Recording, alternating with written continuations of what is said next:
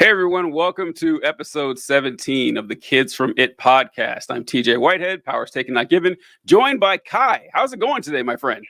It's good. I'm so excited to be back. How are you?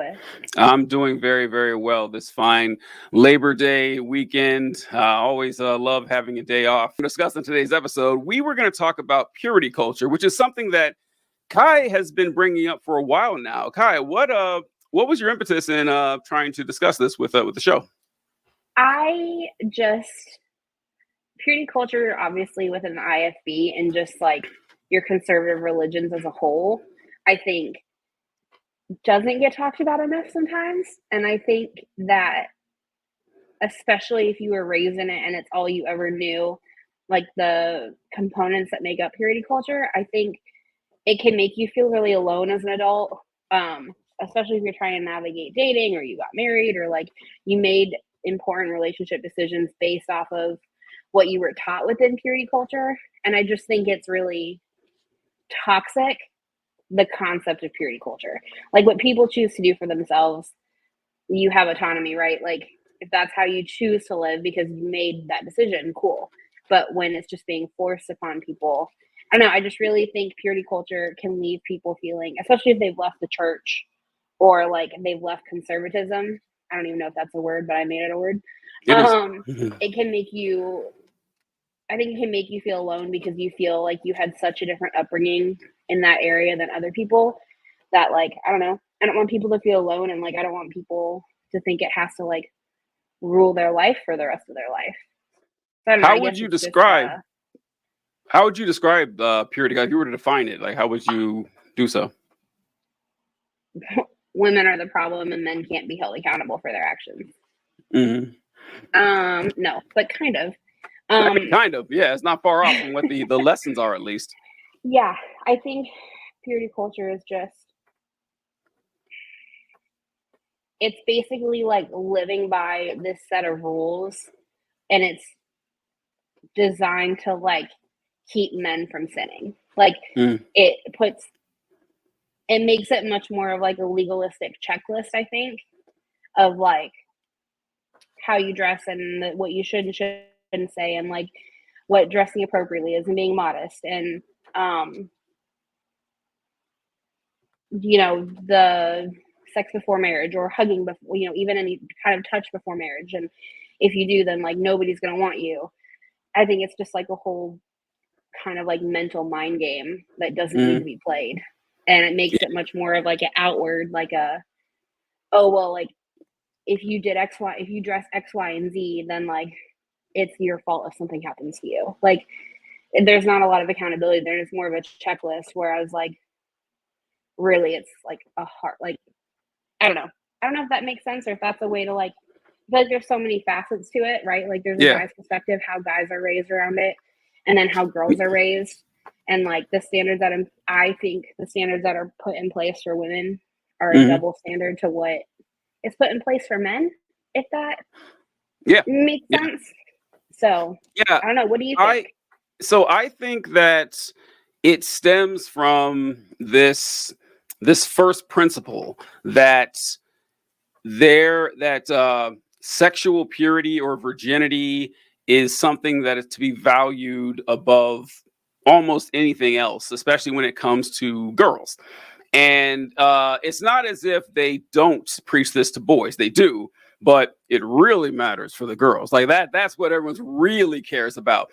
And it stems from, honestly, it just stems from ancient societies, and honestly, not even ancient societies, modern societies too, but specifically ancient ones, when women weren't just functionally property, but literally property. That you having a girl, your job was to raise this girl and essentially sell her to her husband. And her husband would pay a dowry. He'd give you cows or sheep or, you know, money, whatever he had. And in return for the money that he gives the father, the prospective husband wants a virgin girl, a fertile girl who will have his kids. And the virginity aspect was seen as important because he wanted to make sure that the kid she has a year from now or 10 months from now is his. That's a big deal, you know. Otherwise, I'm raising some other guy's kids, and fuck that. I'm not doing that shit. So it stems from this idea that women are property, and it just continues. It continued all throughout time that people would value this, and even calling it purity. Even the fact that we called it purity, as in the act of sex is vile. It's dirty, except in this confined space. And the confined space is marriage, which also is a subjective term because society decides what marriage is. It's strange that, to me, it's kind of weird that marriage is like a legal thing, because it wasn't always that way. Like the idea that you're going to get married to someone was a function between your family, your spouse's family, and the church. That was it. That was it. Like they decided with the marriages, this idea that the state sanctions a marriage, brand new. That didn't exist. Like when Adam married Eve, there was no state involved. When Jacob married Rebecca, there was no state involved. Or I'm sorry, Jacob married Rachel and her sister Leah. There was no state involved. This is just an agreement between two people that we are going to care for each other, and society reinforced it. And personally, it makes a lot more sense to me. It would solve like a lot of social problems that we have that with like people arguing about gay marriage rights and stuff like that. I don't think it should be an issue at all. I think the state shouldn't be involved. I do understand the impetus to, so like, for example, like I can't go get someone pregnant with 5 kids and abandon her and then leave her or whatever, and that the mechanism in place to make sure I take care of that. But there's a lot of other ways to do that. I think there's ways we can make sure that's taken care of without getting people involved with marriage. Because with marriage, here's the thing. Marriage is kind of strange to me in that people don't understand how complex the legality and financial responsibility goes into marriage. Like they don't understand how you're tied to this person literally for the rest of your life. Like legally, like even if you divorce, that these people are showing up in your background checks. These people are going to affect your credit, your financial decisions in the future.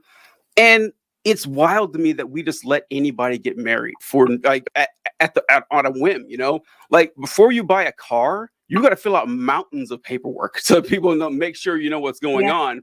But they don't give you a fucking pamphlet to get married. You just show up like, yeah, sure. And you sign the dotted line with no idea about the legal repercussions. But anyway, that's like the basis of the purity culture thing, that it dates back to making sure women are pure for their man, and that this man, it takes pride in the fact that she's sexually pure, and it expresses itself, like you were saying, in ways in which, like the church that we grew up in and the community, the independent fundamental Baptist movement, goes out of its way to enforce guardrails to make sure that these girls stay pure in a lot of strange ways. Like, have you?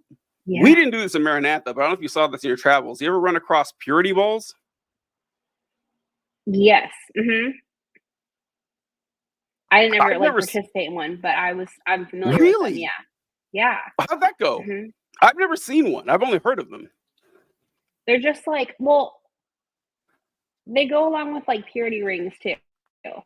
Like, it's just kind of like, I think of it as like the ones I was familiar with, think of it as like like the debutante balls, like back in the day, which I mean still happen, and like the rich families. It's kind of like, it's not even like, it's not like prom, it's not anything. It's really just like a banquet, and you're just like making like a public commitment in front of everyone. And of course your dad is there, because dads and daughters in the IFB. Yeah. And you're just like making this commitment before everyone to like stay pure till you get married. And like, if you choose to live that lifestyle, I will support you. And like 100%. My problem is with like the way in which they go about it. But like, yeah, it's kind of like a public commitment of like, oh yeah, I'm staying pure till marriage. Like, people will have like purity ring ceremonies. I think purity culture is really going away, at least in a lot of places, like, and I don't, probably not the IFB for sure. I mean, I'm assuming because they don't ever change, and they're stuck in the 1800s. But it's just like a, think of it as like a banquet where you're Hmm. basically just like affirming before God and your parents and everyone around you that like you're staying pure till you get married. Yeah, I was at Tabernacle Baptist Church, and we didn't have a purity ball or purity banquet or anything, but I remember there was like a purity ceremony, a service or something, and Yeah, they it's had the weird. kids. They had the kids. Weird. We had to pledge that we would be, remain virgins. And we didn't have to. I Well, mean, and we were. some churches they sign contracts. Yeah, I'm trying to think if I signed anything. I remember making the pledge. I don't know if I signed anything or not. I can't remember, but I I do don't think remember going I to the ever altar. did. Yeah. Yeah, that's weird too to make you sign shit. But the banquet thing I didn't find out about till I was older, where the dad accompanies his daughter to this. It's really fucking creepy and weird. But what we wanted to discuss is like just this aspect itself and how it's treated Yeah. differently between males and females. So in my experience, the purity culture thing for the boys, it was that we were taught that first off, you are a disgusting sexual deviant and we know it. That's what we were taught like from childhood. Now, in my case, they happen to be correct, but it's unfortunate that way. But it's just like it's not fair to just like blanket that on kids. And they would say that you have like these, like, we know you're having these thoughts, like we know. And it was weird too because you're like, how do they know? And you're like, oh yeah, this happens to everybody. And so you think oh my God, God must have told them. Like God must have let them know that I'm having these thoughts and everything. And they're quick to let you know that these thoughts are immoral. You should feel bad about this. You should do everything you can to suppress this beast inside of you, because if you let it out, you're going to. I see. I remember this example, hearing it many times in church. And it was one of the things that I was like, okay, that doesn't make sense. There was a lot of correlation causation errors that I noticed honestly as a child. I was amazed how often I heard adults say this who I knew, who were supposedly smarter than I was. But I remember them talking about pornography, and they said that, well, I know a lot of you boys, you vile creatures that you are, you're going to be tempted to look at pornography. And I tell you what, Ted Bundy got his start while watching pornography and reading pornographic magazines, and he became a serial killer. And so that's how you know it's wrong, because it leads you to end up killing women. And I thought, how many more men watched pornography and didn't become serial killers? I'm pretty sure he's the outlier. I'm pretty sure that's the exception, not the. Otherwise, there would be millions of serial killers, and that didn't happen. Yeah. So I saw this shit happen a lot, but they would do all these warnings, like all these warnings that you become promiscuous. You become, or not even promiscuous, like, because like there's decent reasons. Hey, don't be promiscuous. That's actually not a horrible advice, Yeah. but you become sexually active, you will become a monster. That's what they were taught. And so it was mainly kind of like your heart is deceptively wicked above all things and desperately wicked, who can know it? And really pushing the guilt factor of having these thoughts. And we were taught that, so you're going to have these sexual desires and they're going to be with you for the rest of your life. You can't control them. They are going to cause you to commit all sorts of crimes, but you are going to need to find a girl one day to marry you. And I got news for you: she's not going to want to have sex with you. That was the underlying message of this. Yeah. That sex was something that you want, that you will need to trick or coerce or sweet talk your wife into doing, because she's not going to want to do it. Because really, I remember thinking that as kids, like, well, okay, I guess women don't want to have sex. I guess that they do it as a favor for a man who's nice to them. And so you're taught like this strange dichotomy that you're going to want to have sex, you have these desires, but only you have them, and women don't have them. And by the way, if you're having these feelings for men, that's a huge problem. You need to get rid of that shit right away. So from the males, like, I remember I remember one time I was at Northland Baptist Bible College, and I was at a basketball camp there. I was probably 15 years old, and I was sitting in the audience, and the the preacher or youth pastor, whatever, was talking, and I was just there with a bunch of guys for the basketball camp, and he was talking about sexual immorality, and he said that, listen, I know you guys are getting to that age where you're starting to notice girls and everything, and a lot of you are, I already know, a lot of you are guilty of sexual morality. And I'm sitting there like, man, I ain't done anything. I'm good to go. And then he says, and by the way, the sexual immorality may not have involved another person. I was like, oh my God, how did he know? How? And I was terrified. I was like, how? Yeah, I was like, how could he possibly have known that? Of course, growing up now, I realize it. But it's guilt is the main factor when it comes to how they're trying to deal with boys with this, and letting you know that you should feel bad for any sexual urges you have. And it's ungood. It's ungood. And so what did you see from the female perspective?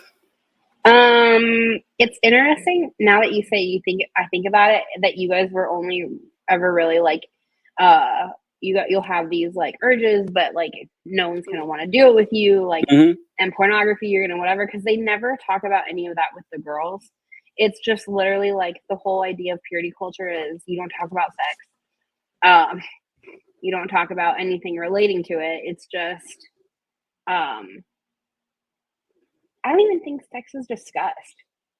Come to think of it, like for what I remember, purity culture is it was never outright discussed. It was just, no, don't touch anyone before you're married. Don't hug anyone. Don't kiss anyone. Like it did, obviously people would be like, don't have sex, but like that topic wasn't even covered, like what it was. You know what I mean? Like you didn't even get, I think most teenagers that grew up in the IFB didn't even get the birds and the bees talk. Like, I don't know if you did growing up. I know in my house we didn't. And so for girls, it was, at least in my experience, it was, okay, make sure that you're not showing too much skin. Like, and by that, like, you have skirts down to your ankles or like 3 inches below your knee so that when you sat, like it came up at least to the bottom of your knee, and like nothing with sleeves, and like the 2-finger rule.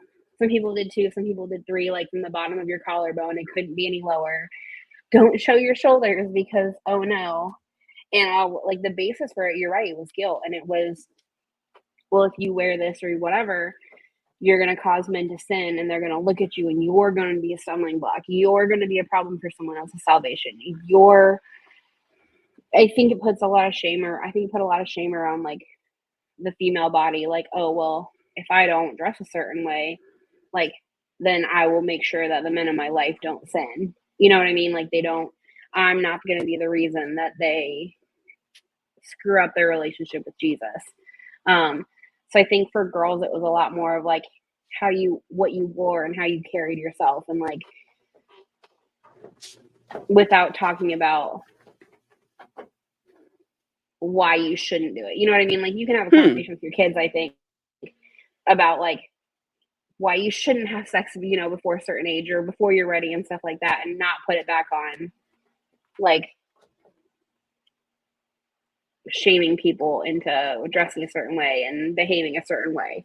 So I think from the girl's perspective, all I ever really remember was making sure your outfit looked how it was supposed to look, right? Usually like your dad would give his like yes or no, and if your dad said you couldn't wear it, you couldn't wear it. But it was Mm-hmm. very within the rules of like so many inches below the bottom of your knee so that when you sat, whatever, no sleeveless.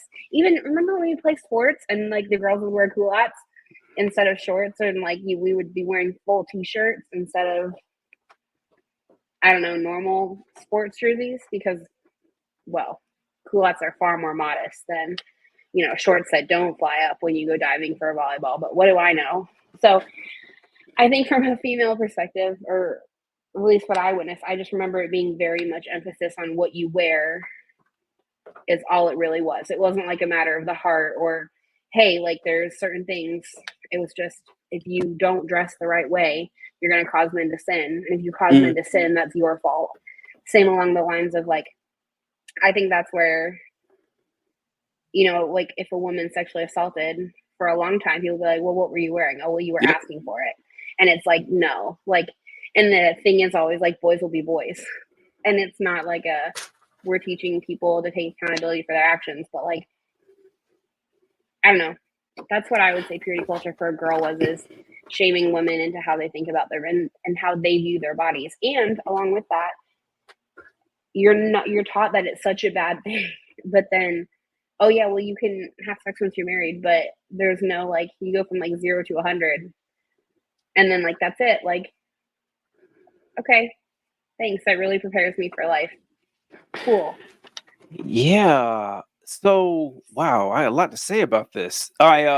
So what Kai was describing there about, hey, make sure you are dressed in the inappropriate Yeah. manner so you don't cause the men folk to feel lustful. They call that being a stumbling block. That's what they called it all the time. They said that don't be a stumbling block to your brothers, that you wear you wear a pair of shorts and every man is going to be every man's going to see you and they might lust after you. And look, here's the thing, folks, that might be true.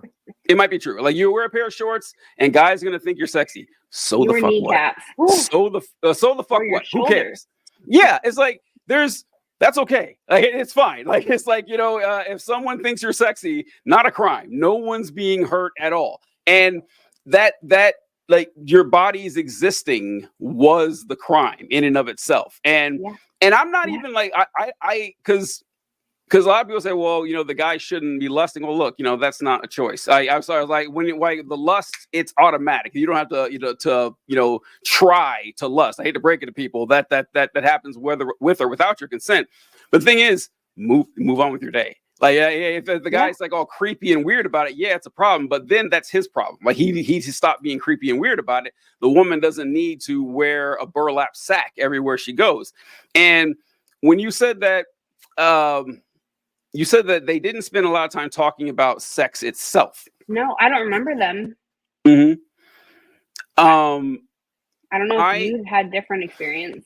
So this is interesting to me. This is interesting because I wasn't aware of this until probably my mid to late 20s, I think, that a lot of places, including my own church, didn't talk about sex to the extent that there were adults who grew up in these communities who didn't know what sex was.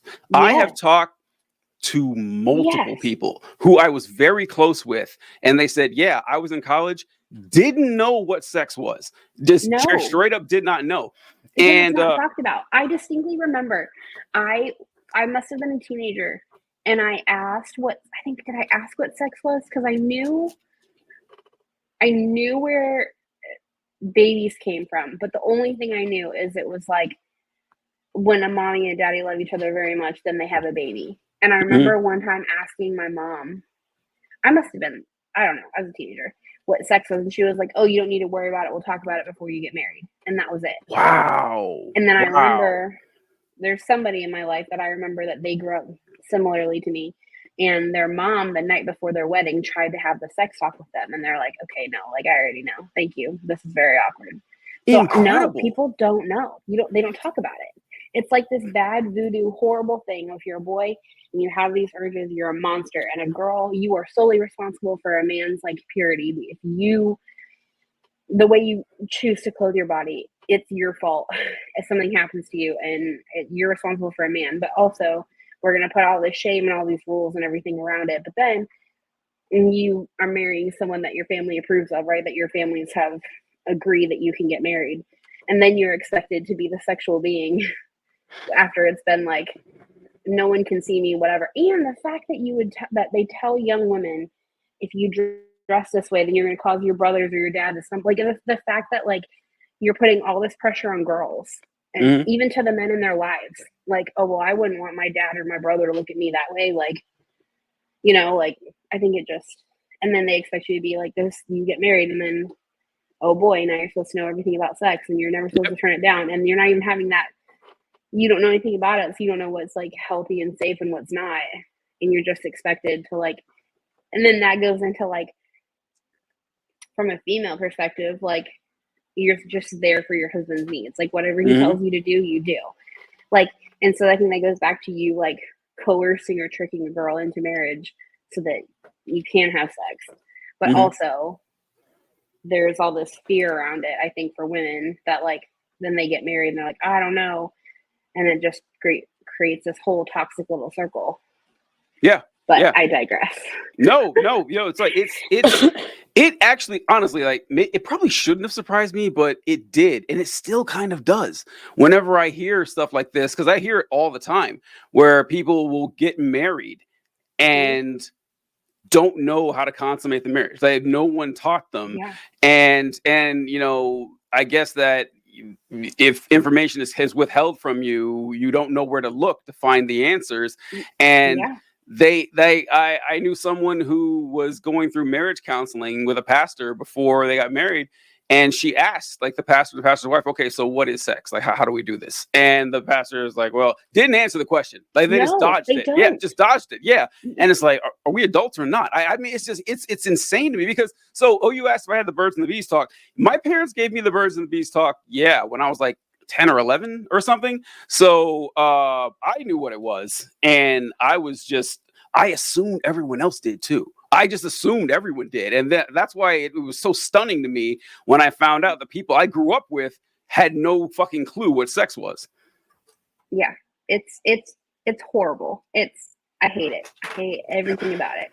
Yeah. And the thing that you were talking about, how it was interesting where you put it, that and I actually never really thought about it this way, but it does make sense that when it came to women, they didn't spend so much time talking about your sexual urges or your sexual desires or anything.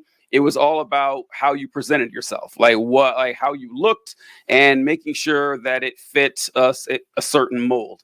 To the extent that, and in a sense, they did it with boys too, but to a much lesser degree, like a way lesser degree. And the only reason I thought about this is when you mentioned the culottes. So I've had lots of episodes talking with Thor and Maranatha kids, because this seems to be kind of unique to us. I don't know a whole lot of other, even Christian schools that did the culottes thing, but didn't Tabernacle do culottes? Yeah, I guess our community Landmark did. Yeah. The IFB community did. Yeah, and so this is funny to talk about, because when I say culottes, the only time I've seen culottes outside of that aspect is with female golfers. Because if you watch like the LPGA, they'll wear culottes, but they don't look anything like the culottes that if you Google culottes, I can't you won't find them. Show someone a picture because people are like, what are you talking about? I'm like, they're like shorts, but they're super baggy and long.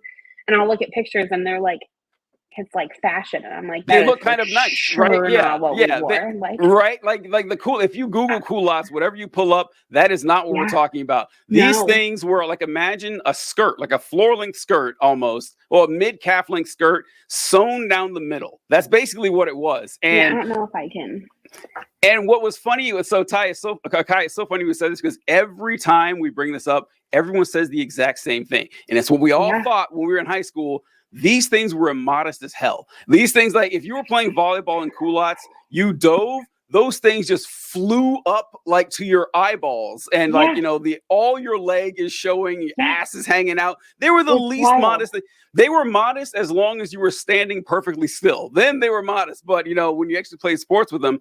And I say that they did it to a lesser extent with the guys too, because we weren't allowed to wear shorts either. We had to play basketball in pants, and I've never seen that anywhere else. Like I would show that to people, like even at college at Maranatha, they'd be like, you guys wore pants to play basketball? I was like, yeah, they wouldn't let us wear shorts. And so it was just kind of fucking weird. And you didn't get real jerseys. You wore like t-shirt jerseys because you couldn't, right? You guys didn't have early on. So we did eventually. Like by the time I was in like 10th or 11th grade, we had real jerseys. But actually, hold on. I don't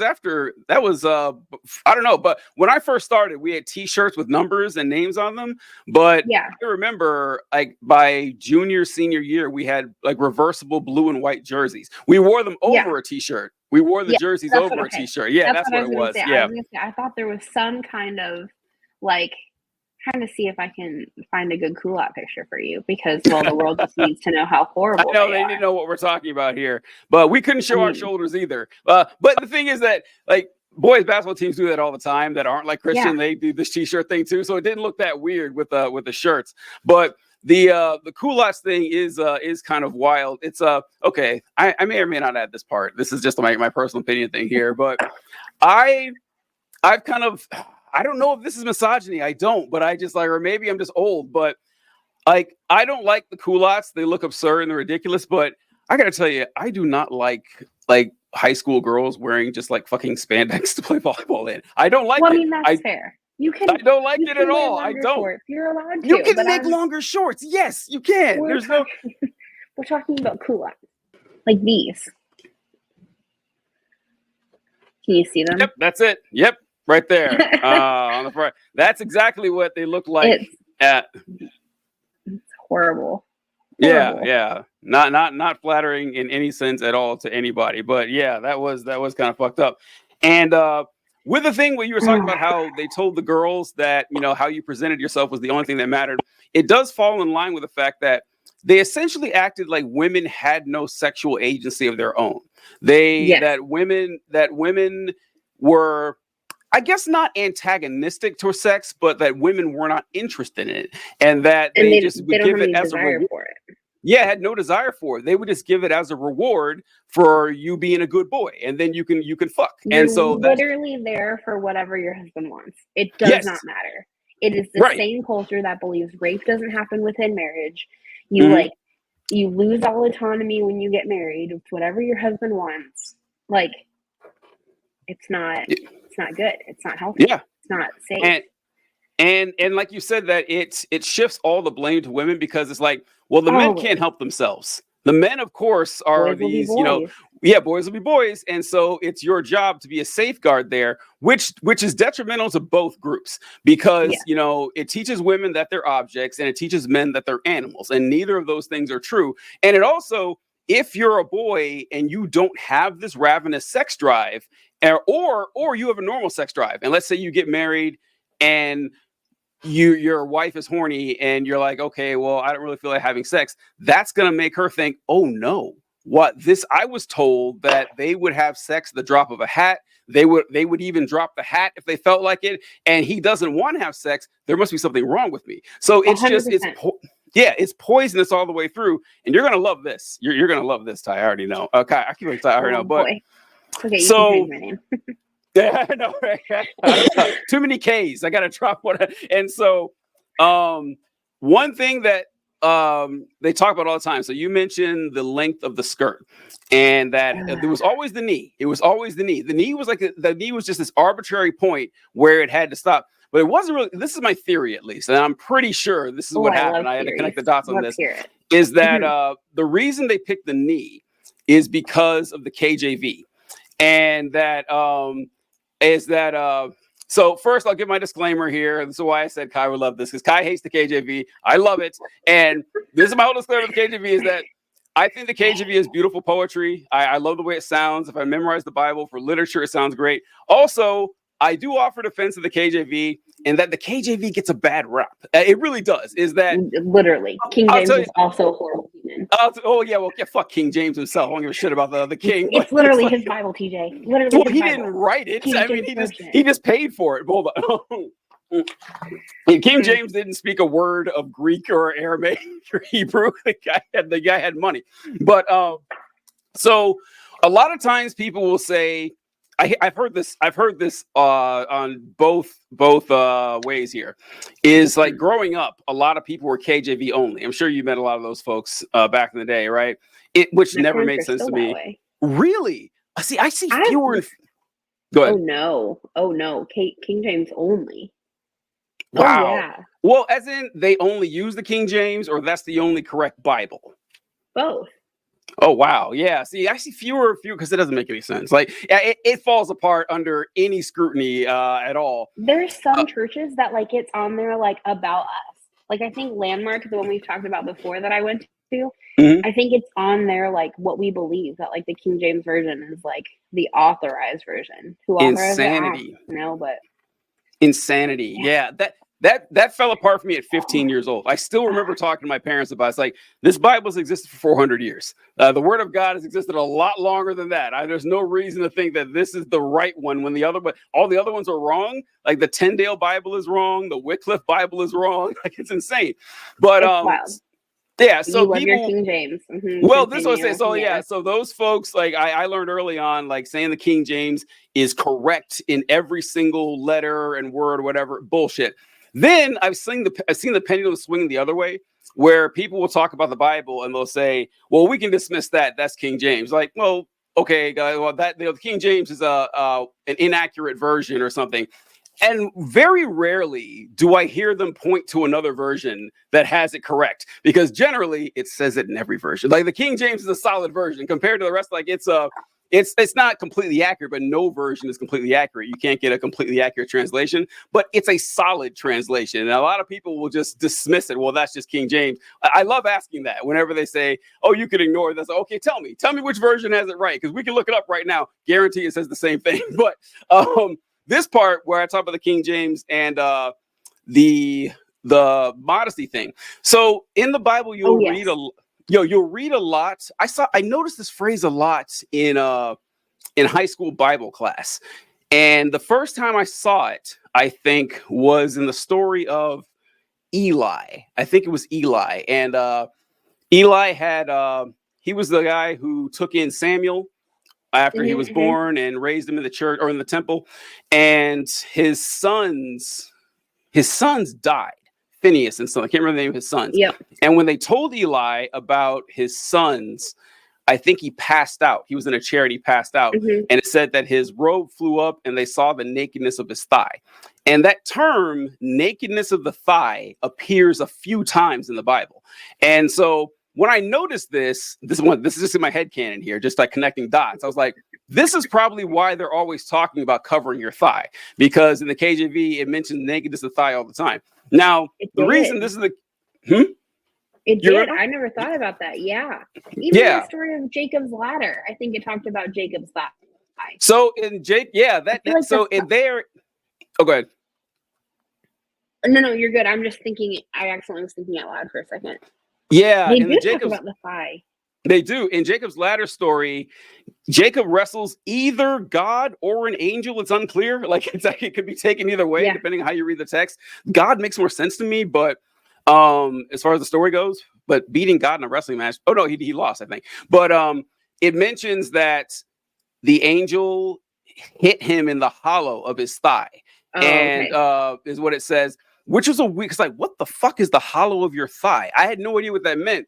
And I remember people making joke about, I think Pastor Carnian would joke about, you're eating so much, like you have a hollow thigh. I remember saying, so I thought that was clever. I thought the Bible verse or something, like you're storing food somewhere. But turns out when like the word thigh isn't an incorrect word, but it doesn't make sense in modern English, because in like Hebrew, like when it was first translated from, the thigh meant the groin in general, like the groin area in general. And so, which is near the thigh. So I can see why the words kind of match up like that, but it's really talking about your groin when it says thigh.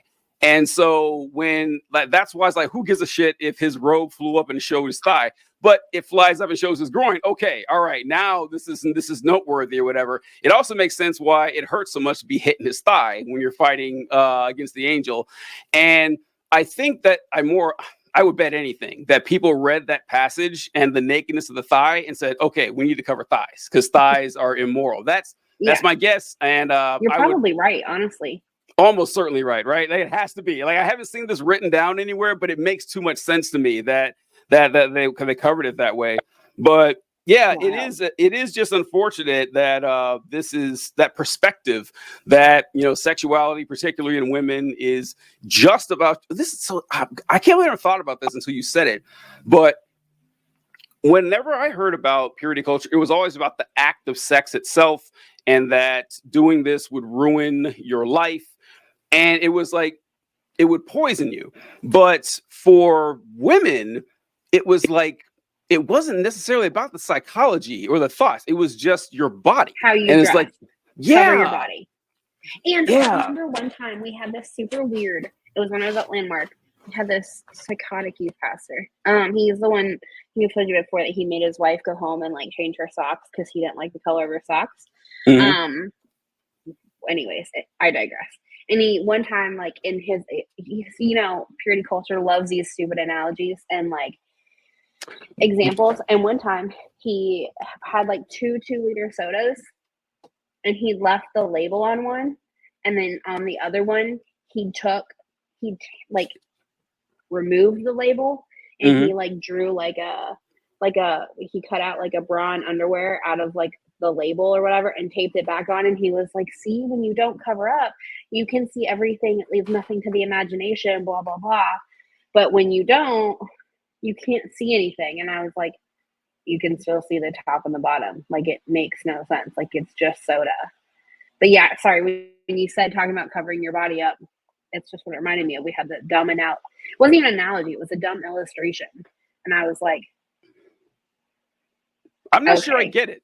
I'm not sure I me get what he neither. was trying to say. But I distinctly remember, I think he was trying to say, like, when you don't cover up, you're Mhm. not leaving anything to the imagination and everyone can see what you have, as opposed to staying covered up and no one can see, which leaves it to the That's imagination. wow. That's a weird It's one. weird. Yeah. So we brought this up earlier, and Kai sent this video and show a little bit of it right here. Speaking of the examples they would give, this is Oh one yeah. that this is one that we would run across quite often. Oh, hold on. Why I have a Stupid Rose. shit. I think It's it might be telling the me. first one I sent you. Well, It's no, telling but you it's what? giving me options to kick from studio. Let me see. Oh. Oh, is it? Shit. Fuck.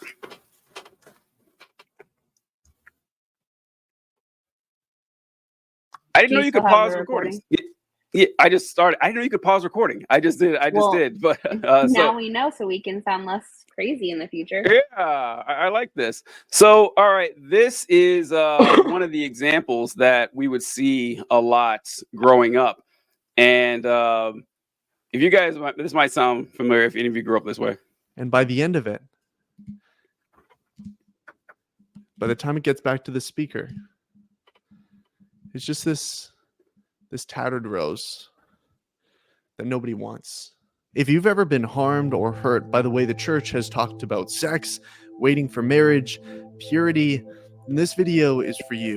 All right, Kai, can you explain what was going on there with the? Why was Yeah. he picking apart the rose? What was his message he was trying to send? So it's basically like the youth pastor or whoever was speaking would have a white rose, and then they would be like, all right, pass it around the room and feel the leaf and like, or rip it off or whatever. And then basically by the time I got back to the person presenting, the rose would be like tattered, like exactly, would look exactly, if not worse than what he showed you. And so it was like a metaphor for your like virginity, for letting people touch you. And basically, like, teacher, I don't know if you remember like I Kiss Skating Goodbye, or if you ever heard of that. Yeah, But I remember that was a big it's the book back in same. the day. Yeah, the author has since come out as atheist and apologized and all kinds of things. But it's kind of the same concept as that like if you even touch somebody outside of marriage, no one's going to want you, which then goes back to the shame, right? But I don't know, obviously it's just me and my sister growing up, so I don't have a male perspective, so I don't know. But like for girls, it was all, no one's going to want you if you even touch someone before you're married, right? So like it puts all that shame around it. And oh, by the way, if you're sexually assaulted, no one's going to want you either, because it was probably your fault for A, not wearing what you should have been wearing, or B, putting yourself in that situation. There's no grace there in that purity culture. So basically, like, you pass the rose around, no one wants it. It's an example of why you shouldn't touch anyone before you get married. Yeah. So No one's gonna want those damaged that's goods. kind of the Yeah. literally. And then they would have other stupid analogies. Yep. What else Like did you squeezing see? the toothpaste out of the tube and you can't put it back in, or like a broken teacup, you can't drink out of it, or What are some of the other ones, TJ? They There's had one more bubble we talked gum about. that if you like, is imagine if you had a stick of gum and you started Yes. chewing it and you passed it to someone else and to someone else and to someone else, and you know you're the fifth person to get this this chewed up gum. Are you going to want it? No. Well, that's what you're going to be like if you have sex, and then you have sex with someone else and someone else, that you're giving someone this these damaged used goods, and you don't want to do that on your wedding night. And wouldn't it be special if you can, you know, and which, by the way, like Kai was saying earlier, if you want to do that, if you have so chosen to remain abstinent until marriage, God bless you. Like, we have no that is no problem with that is whatsoever. your decision to make because it's your body. Yes, yeah. Like, we're not coercing people to go out there and say, "Hey, have all the sex you want." You know, you have to do this, otherwise, you know, you're some sort of prude. No, that's not the message we're trying to send. But the opposite message of, you know, you hold someone's hand and you've ruined your chance at a happy marriage. You know, and I just thought of this. You know what's fucked up too is that, let's say you did follow. I guarantee this happened plenty of times. Let's say you do follow all the rules and you do remain a virgin, both of you, until you get married, and the marriage still doesn't work. What do you think then? What do you think? You're like, oh, I was told that this was the way to guarantee a successful marriage, and it didn't work. Your whole world's going to collapse. So there's no way to guarantee a successful relationship at all. And, you know, the whether or not you have sex with someone else is not going to be a factor in it.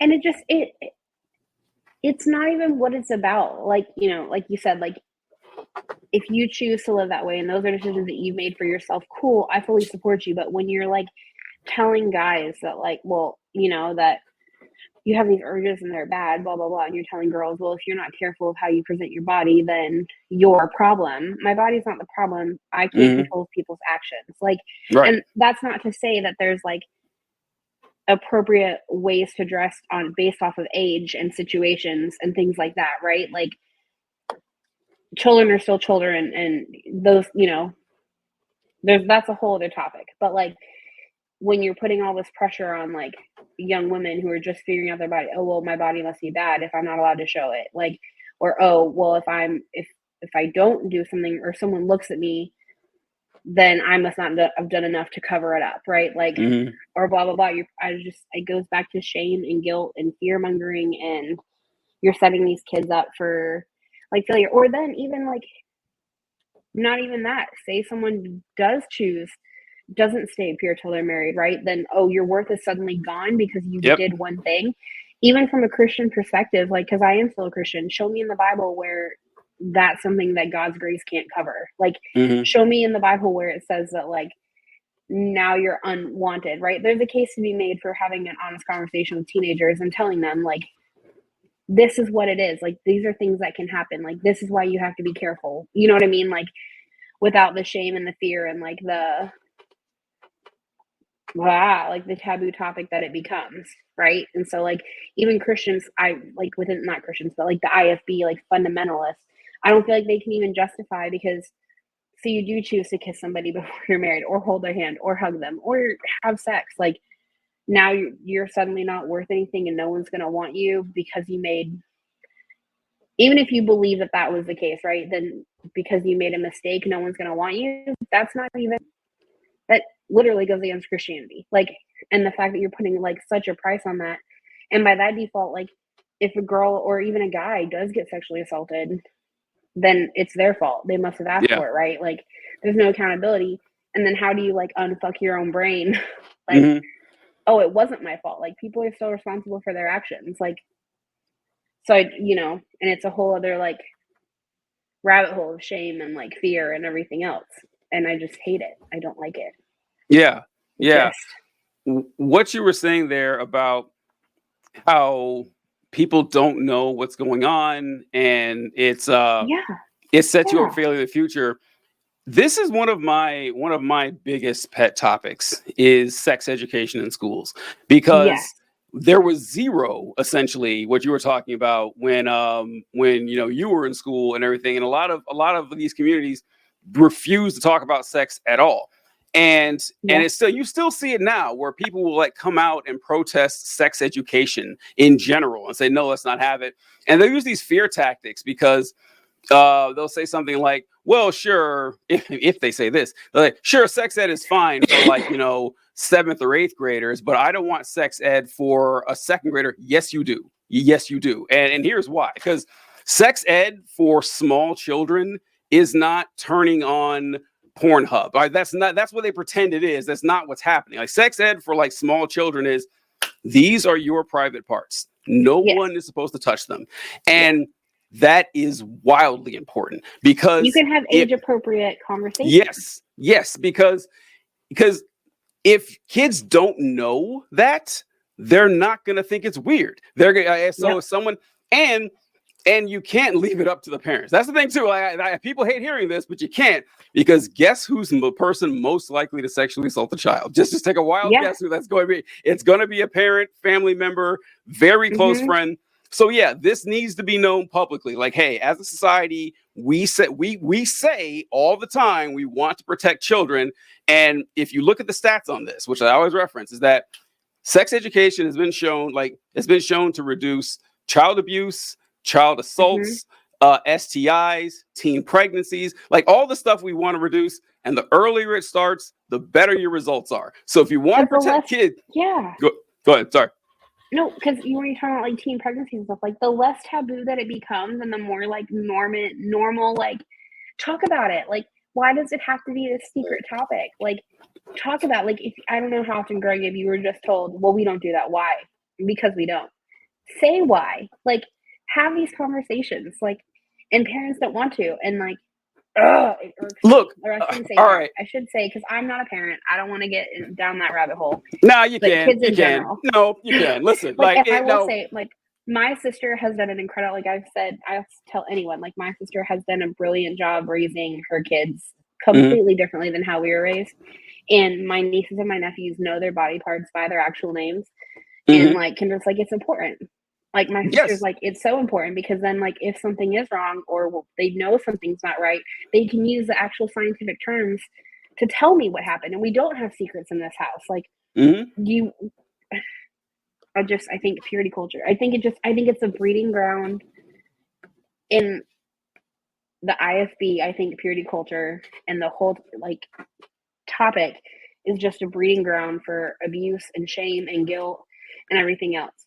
And that's not to say that you can't have age appropriate conversations. That's not to say, hey, like, you're a kid, these are things that are going to happen. Like, but also you need to know X, Y, and Z. Like, you're allowed to say no. You're allowed to, like, I think it goes back to the like thing, I think within the IFB too, where you're supposed to like submit, like you become your husband's property essentially within the IFB once you get married. Like he can do, like rape doesn't exist. You're just there to meet his needs. Like, it's all just intertwined, and I think it's all just really toxic. And like I said, if you choose to live your life in that way and you have the facts and you are able to like articulate it and that's your choice and you're not forced to, go for it. Like, it's your own body. But like when you put all this shame and this guilt and this like taboo topicness, it just is like one whole I don't know, it just makes me really angry.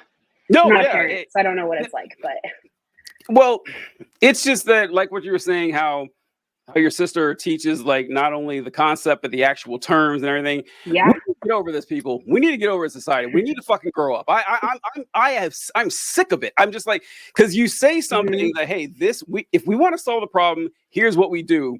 We talk about sex with kids, like a biological function that there's nothing to be ashamed of. No. And the response is, yeah, but it's icky. Fuck you. All right, I'm sorry. Why, like, but why? But why is it? Yeah, because we decided. Yeah, we decided it's icky. Yeah, that's it. Like, you put the taboo on it.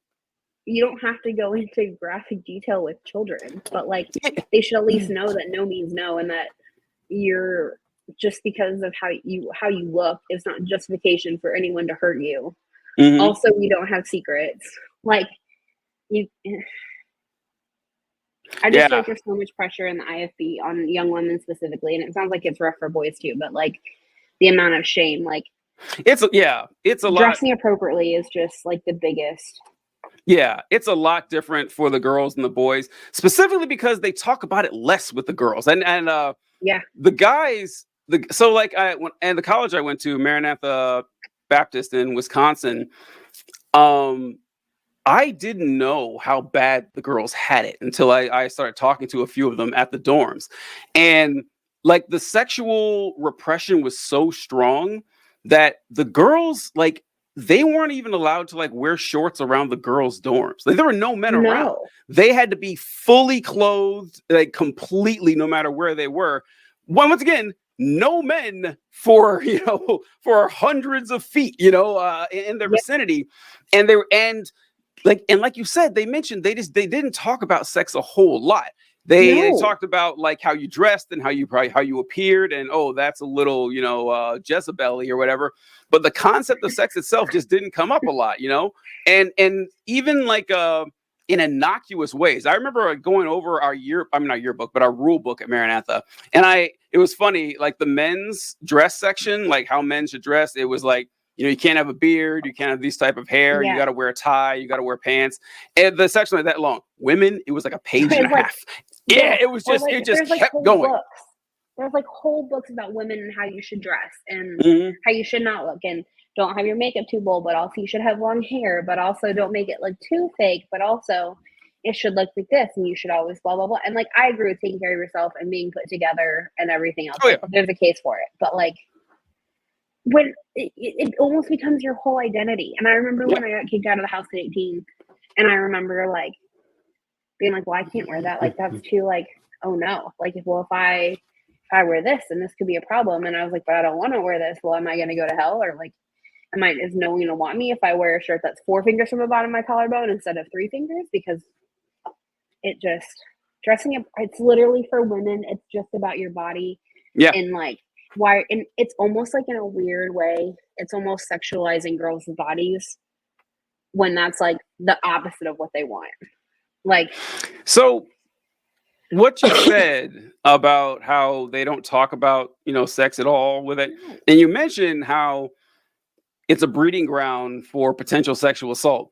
And I never really, I'm still, because it's hard for me to think this way, but I don't know if that's purposeful or not. I really don't, because I mean, I think it is. It might be because it happens so much, right? Like it happens so much. You're not allowed to tell adults no. Mhm. You're not allowed to tell adults. You're not allowed to question adults. The men in your life are there to protect you. But also they isolate you so much that you don't have outside connections to know what's normal and what's not. Yeah. And it's literally like and I'm not saying that, like, I'm definitely not saying that every like man within the IFB is like a horrible person or a perv or anything like that. Like that's not what I'm saying. Like I just think that whole culture is a breeding ground for sexual assault and sexual abuse. Because you're going to tell your mom, who's not going to believe you. Mm-hmm. You're going to tell your dad. Like, case in point, like when we were at Maranatha, I distinctly remember I was like 12, maybe 13. We'd come back from a game. We had gone to put, like, you remember how we used to have to take the balls back to the cafeteria, like from the bus?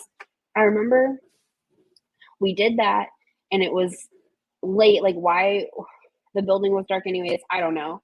And I distinctly remember there was a boy that was in high school that exposed himself to me, and he was one of the kids that the public school had kicked out, and my dad went and told Pastor Carnahan, and I was sitting right there, and he basically called me a liar and was like, oh, our boys would never do that. Your daughter's just making it up for attention, or blah, blah, blah, blah, or maybe like her culottes were too high. I don't know, something stupid. And my dad was like, no, my daughter's not lying. Like, case in point, like, and you tell someone you're not going to be believed.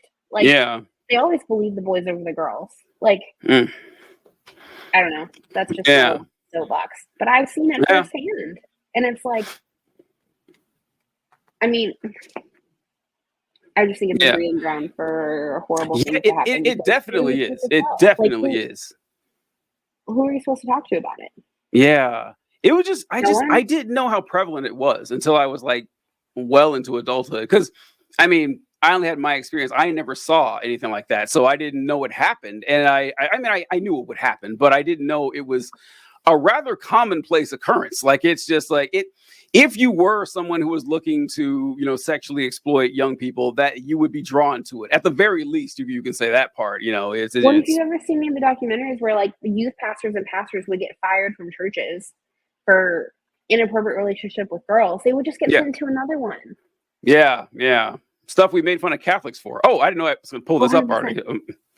So this is a video that Kai shared, and I haven't seen it yet, but we wanted to watch it and get some reactions here. This is about dressing appropriately from Pearls of Wisdom. Let's see what they have to say.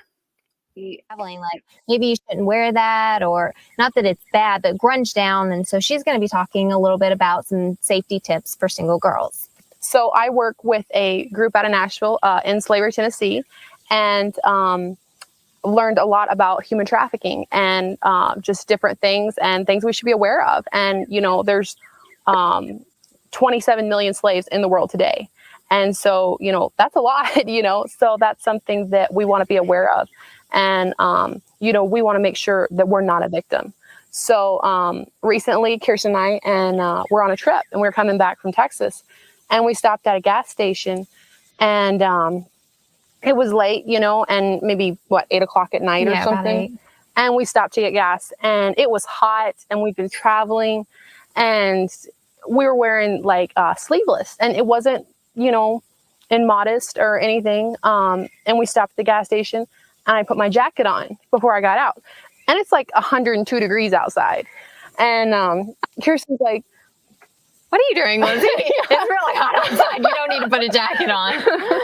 And I was like, well, we don't want to draw attention to ourselves. It's night, and for some reason, everything is more intense at night. You don't want to show skin. You don't want to draw attention to yourselves. We're girls traveling alone.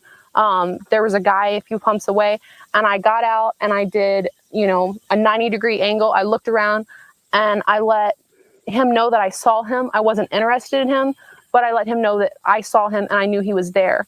And, that I assessed the situation to make sure that we weren't in danger. And I pumped my gas, and we got back in the car, and we did fine, But it's just good, something to be aware of, Yeah. So. Oh my God. I knew this would be good. All right. Go ahead, Kyle. What are your thoughts? I agree with being aware of your surroundings, especially as a female who has traveled at night. Yes, I agree. You need to be safe. You need to be aware of your surroundings. But that's what gets me. The fact that she said she was wearing a sleeveless shirt, and that might put her at more of a risk to be hurt than having sleeves, just blows my mind. This is what I'm talking about. You need to be aware of your surroundings. You need to be safe. You should be in well-lit areas.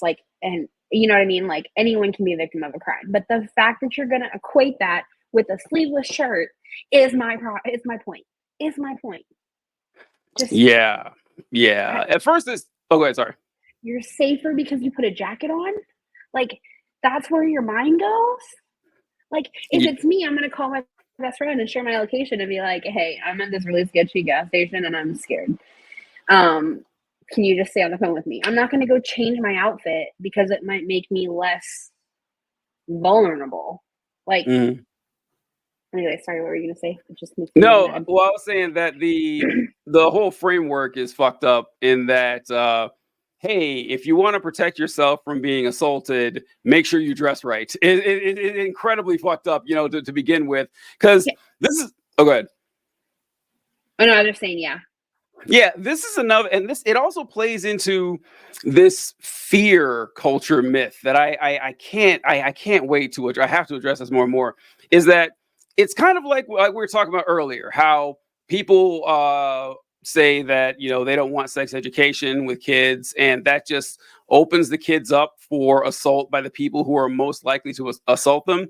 This whole thing too about, yes, of course you should be aware of your surroundings, be smart, be a responsible person, but there's this entire cottage industry around making women or having people in general terrified that human traffickers are around every corner. They are not. I'm sorry, that is not how this shit works. I was just pulling up the stats here on this, because people throw around these numbers where, there's hundreds of thousands of kidnapped children every year, which is true, but like 70% of them are like divorced parents are fighting over the kids, and like you didn't bring the kid back on time. Technically, that's kidnapping. That's most of those cases. And when it comes to actually being human trafficked, is that the way to say that? But I was just trying to pull this up here.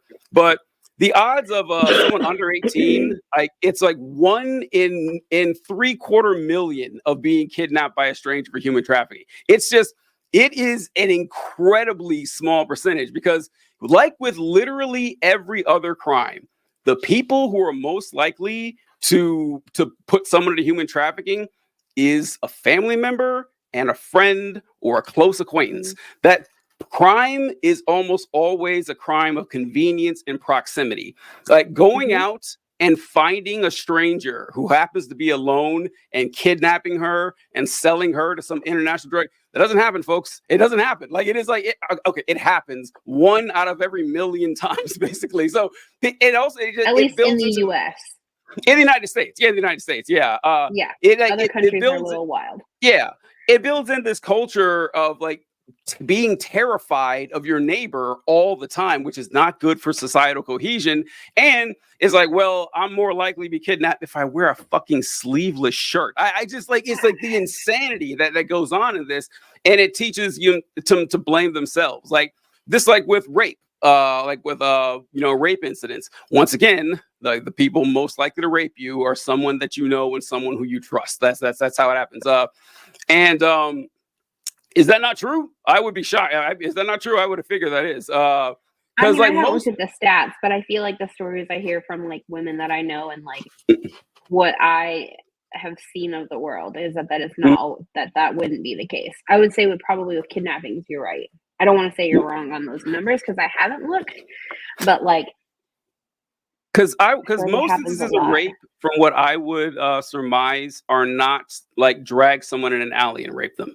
Like most instances of rape are going to be like date rape or coercive rape or pressuring them.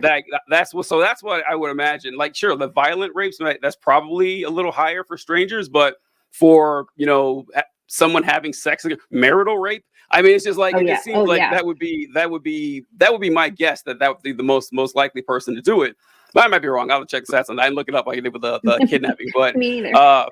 What was I gonna say? Yeah. Oh yeah. So like in either case, what you're wearing is not a factor. Like the rape is the problem. I watched this. So we watched this. My first year in the Army, we had to watch this movie. Like they bust everyone in the battalion to this movie theater, and it was called The Invisible War, and it was a movie about sexual assault in the military and how prevalent it was and how big of an issue. And like one of the major issue in the military is that when you have a sexual assault case, the person who makes the final decision on what happens to the perpetrator is the commander. It's not like the police. It's not the MPs or law enforcement. It's the commander. So if the commander likes him, he's fine. Nothing's going to happen to him. He's just going to move on, throughout the day. It's a real fucked up system. And the military still hasn't changed that. Amazingly, they still haven't changed that.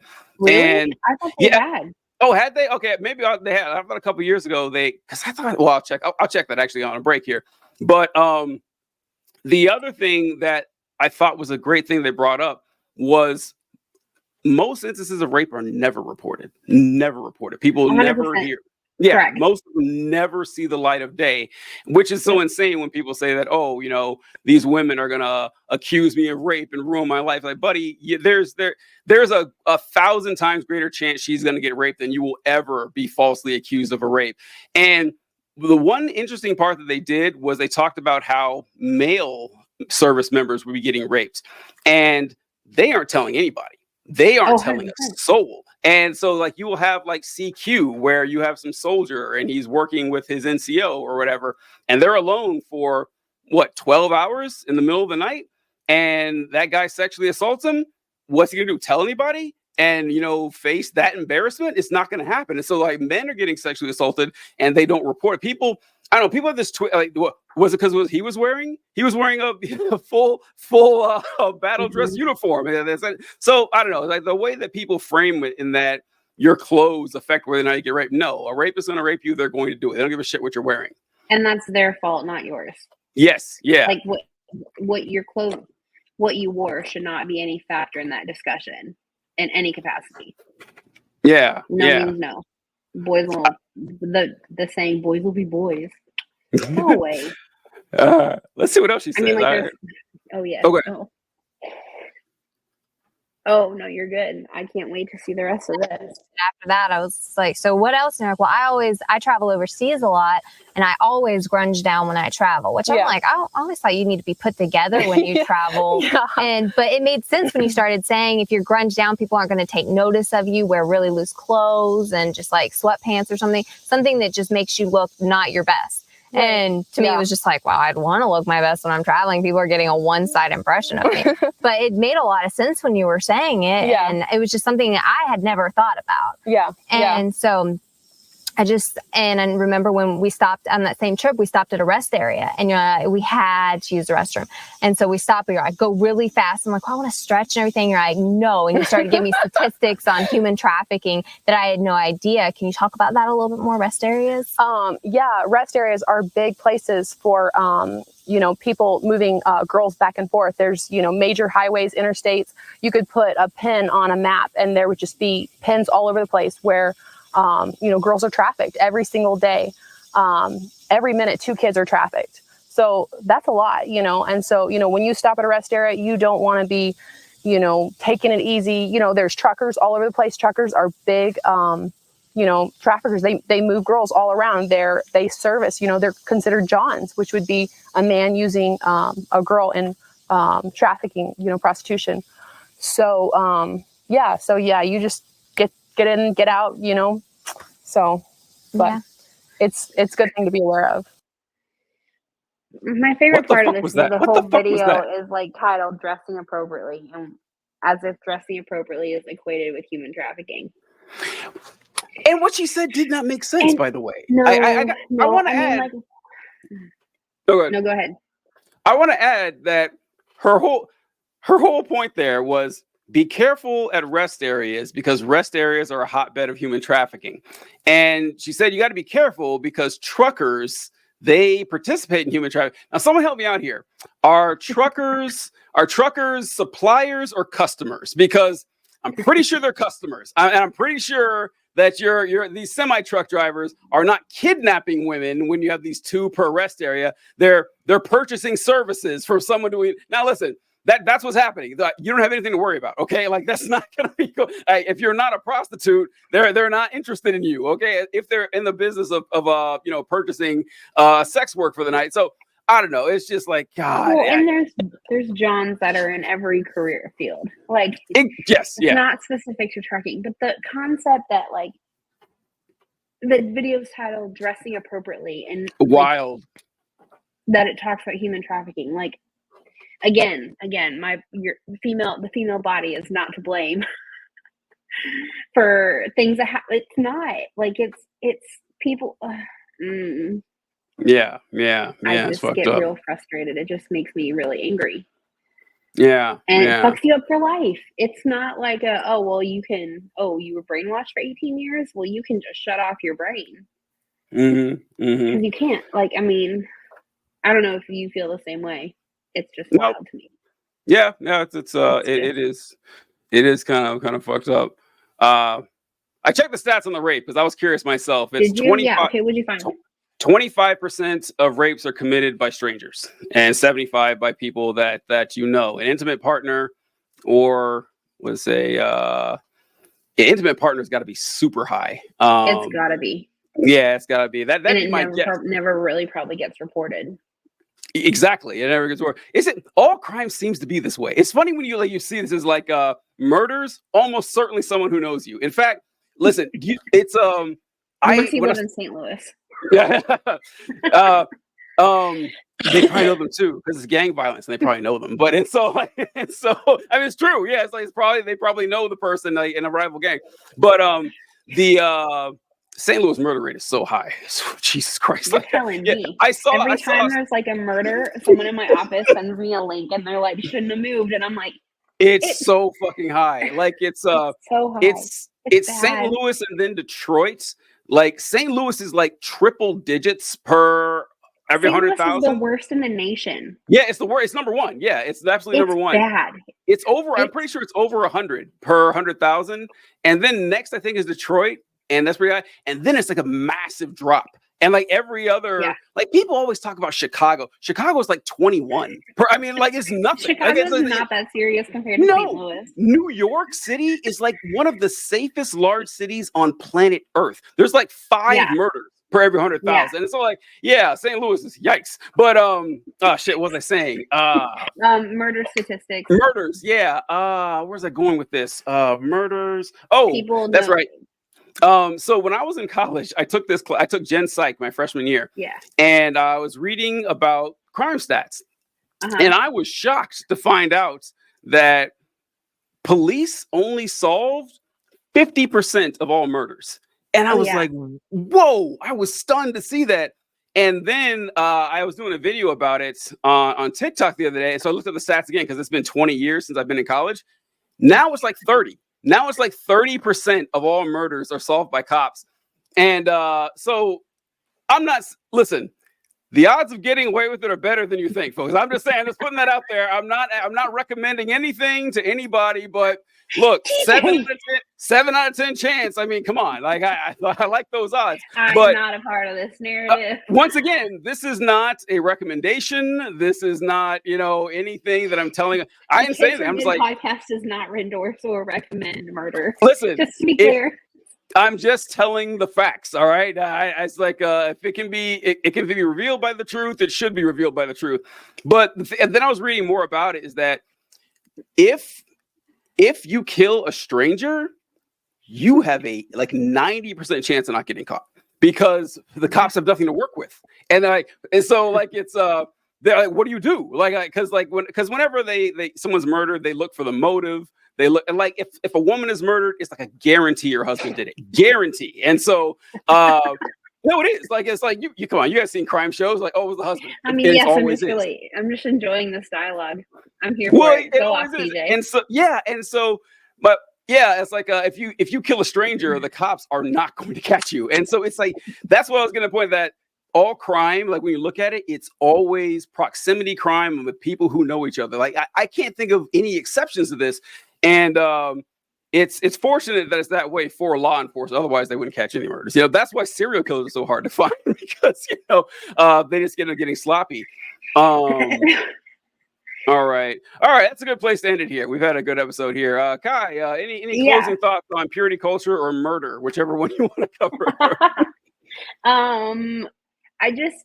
If you grew up in purity culture and you either left the church or you left fundamentalism and you're still a part of the church, you're not alone. It takes time, but you can, I would say, get into therapy. You're not responsible for other people's actions. You shouldn't be ashamed of your body or your desires or any of that. No means no. It doesn't matter who it is. You're not responsible for other people's choices that they make. So I don't know. I think that would just be how I would you're not alone. Lots of us have dealt with all of it. So I don't know. I just want to encourage people out there that how they feel is normal and you don't have to feel some kind of way about any of it because it's not real. So I don't know if that makes sense. Amen. Hard agree. Thank you. I don't agree with murder. Sure, we do not condone or endorse murder in any way, shape, manner, or form here on the Kids From It podcast.